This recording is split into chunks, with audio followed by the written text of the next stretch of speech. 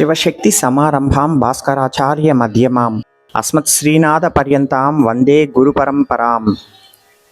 విశేషంగా సంక్రాంతి సందర్భంగా కను ఉత్సవం అనేటువంటిది వైభవోపేతంగా జరిగింది కామాక్షికి. ఈరోజు వీణను ధరించి రాజశ్యామల వలె దిదీప్యమానంగా వెలిగిపోతూ ఉంది లోపల. సంక్రాంతి పూర్తయిన వెంటనే వస్తున్న శ్యామల నవరాత్రి శుభాకాంక్షలు. శ్రీ విశ్వావసునామ సంవత్సర శ్యామల నవరాత్రి, గుప్త నవరాత్రి అని పేరు ఈ నవరాత్రికి. శ్రీ విద్య అనేదే గోప్యమైనది.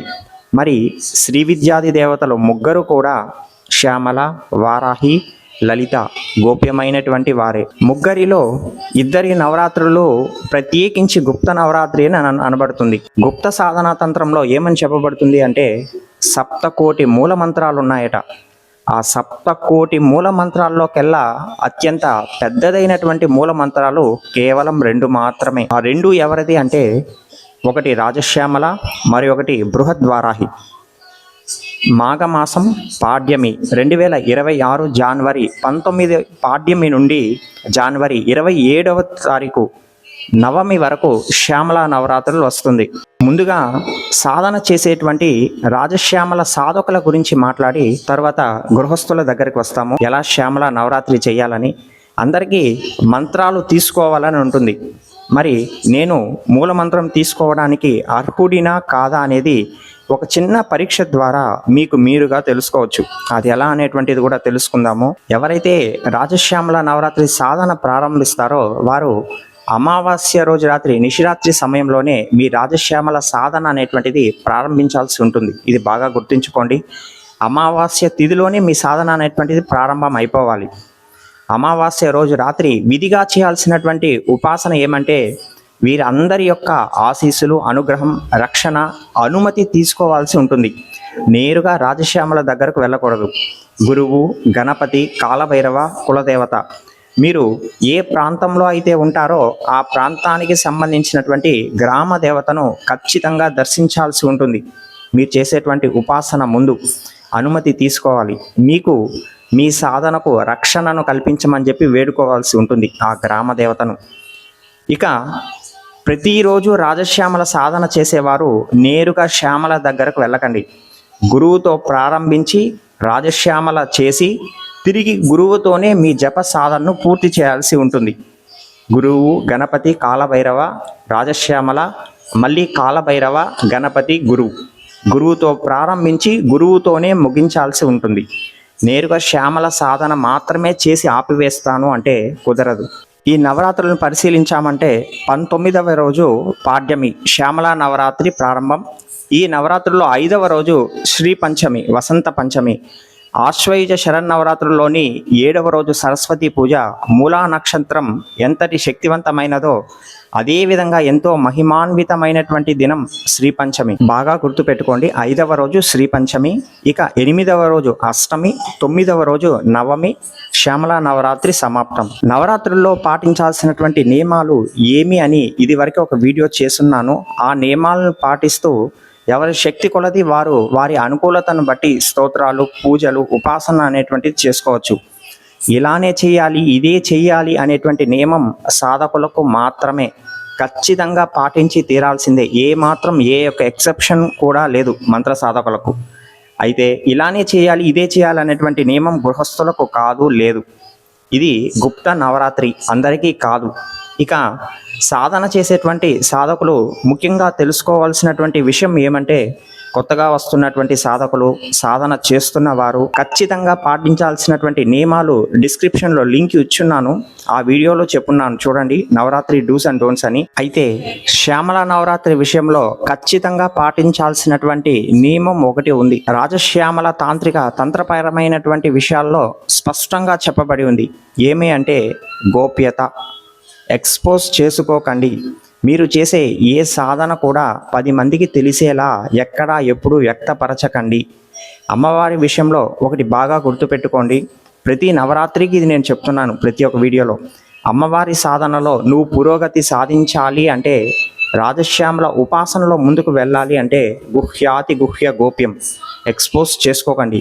ఏ సాధన చేస్తున్నావు అనేది పక్క వారికి తెలియనివ్వకు.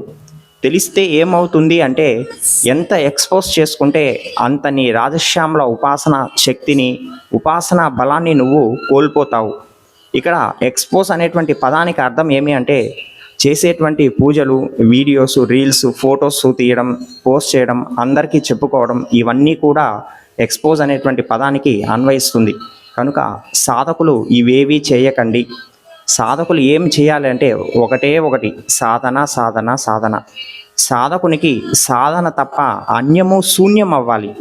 మరి ఎవరికి ఏమైనా చెప్పాల్సిన పరిస్థితి వస్తే ఏం చేయాలి అంటే నాకు వాటి గురించి తెలీదు అని చెప్పి తప్పుకో. అంతేకాని అన్నీ నాకు తెలుసు అనేటువంటి భావన, ధోరణి శక్తి ఉపాసనలో పనికి రాదు. ఎందుకు చెప్తున్నాను అంటే నువ్వు ఇంకా ఏ దేవతా ఉపాసన చెయ్యి, అది కత్తికి ఒక పక్కన పదును లాంటిది. ఆ శక్తి అనేది దానికి అదిగా బ్యాలెన్స్ అయిపోతుంది, ఈ శరీరం తట్టుకుంటుంది. అదే శక్తి ఉపాసన అనేది కత్తికి రెండు పక్కల పదును లాంటిది.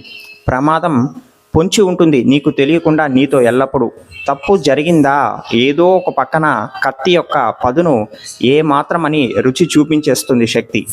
అలా జరగకూడదు, అలాంటి ముప్పు రాకూడదు అంటే ఒకటే ఒకటిదా కాపాడేది గురువు, గురు మంత్రం, గురువు నుండి మాత్రమే వచ్చినటువంటి ఉపదేశం, మంత్రోపదేశం. ఈ ప్రకృతిలోని అతీతమైనటువంటి శక్తి అమ్మవారు అనేది.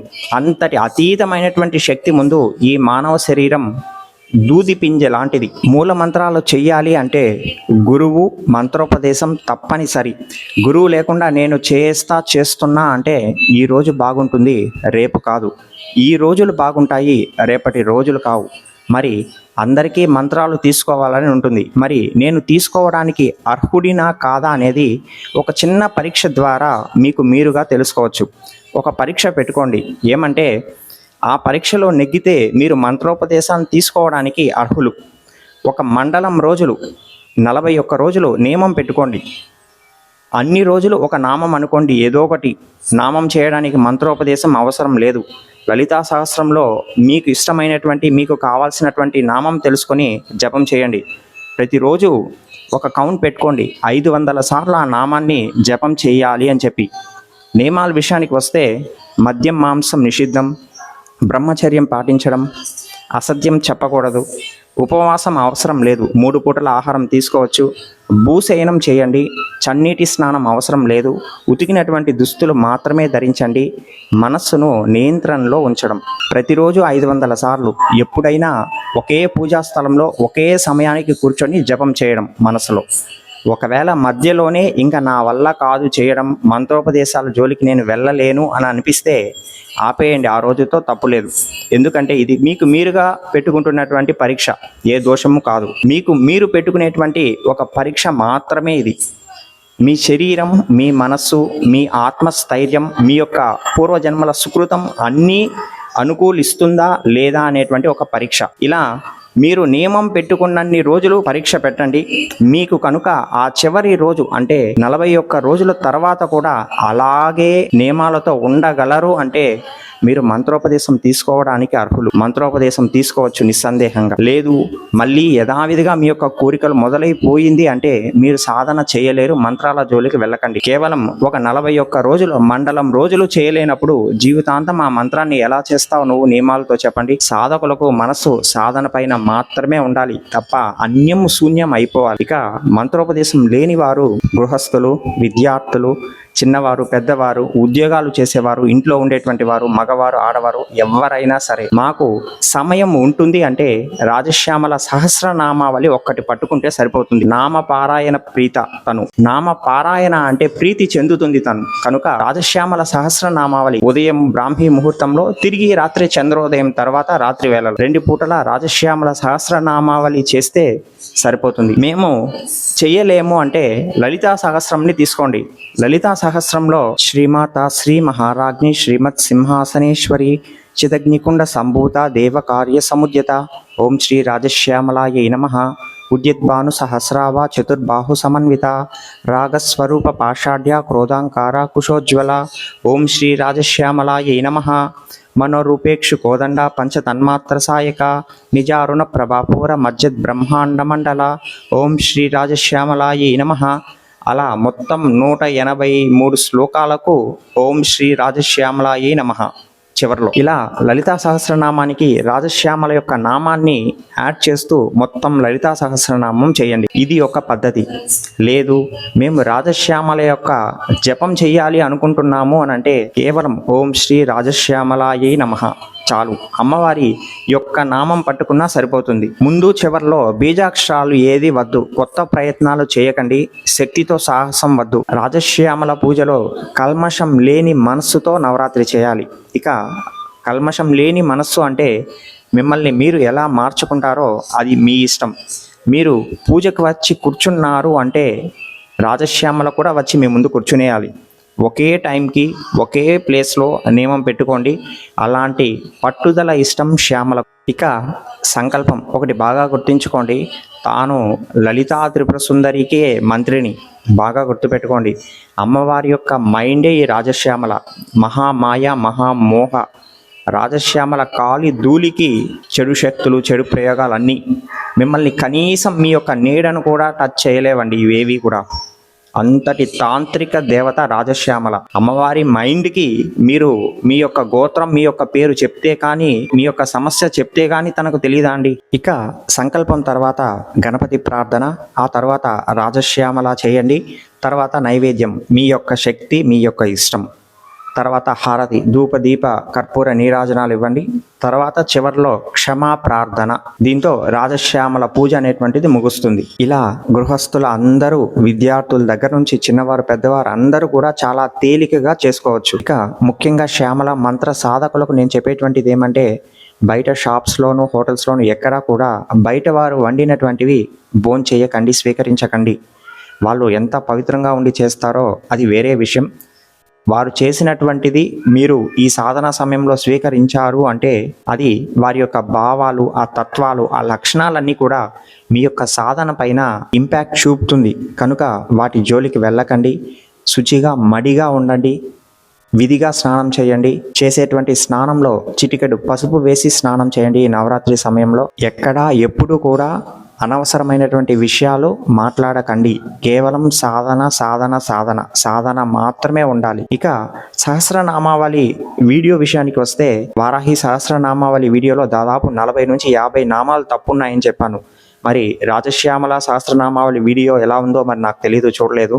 కుదిరితే రాజశ్యామల సహస్రనామావళి వీడియోను పోస్ట్ చేయడానికి ప్రయత్నిస్తాను. ప్రతిరోజు ఒక 10 నిమిషాలు ఛానల్కి కేటాయిస్తాను. దయచేసి ఛానల్లో కామెంట్ చేయండి, నేను రిప్లై ఇస్తాను. ఫోన్లో వాట్సాప్లో కాల్స్ మెసేజెస్ దయచేసి చేయకండి, చాలా వస్తుంది. దయచేసి ఛానల్లో మాత్రమే మెసేజ్ చేయండి. అందరికీ శ్యామల నవరాత్రి శుభాకాంక్షలు. శ్యామల నవరాత్రికి సిద్ధం కండి. శ్రీమాత్రే నమః.